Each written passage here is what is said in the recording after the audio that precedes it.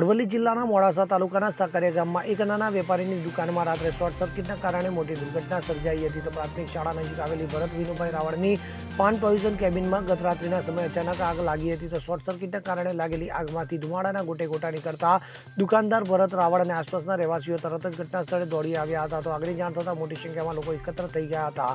જે બાદ સ્થાનિક લોકોએ તાત્કાલિક પાણીનો છંટકાવ કરી આગને કાબૂમાં લેવાનો પ્રયાસ કર્યો હતો. જો કે આગમાં દુકાનમાં રહેલો આશરે 50,000થી વધુનો માલ સામાન બળીને ખાખ થઈ જવા પામ્યો હતો. ગ્રામ્ય વિસ્તારોમાં આવા નાના વેપારીઓ લાકડાની કેબિનમાં વિવિધ પ્રકારનો માલ સામાન રાખીને પોતાનું ગુજરાન ચલાવે છે. ત્યારે એવી દુર્ઘટનાઓના કારણે તેમની રોજીરોટી છીનવાઈ જાય છે. તો આ ઘટનામાં કોઈ જાનહાનિ થઈ નથી, પરંતુ વેપારીને મોટું આર્થિક નુકસાન પહોંચ્યું છે.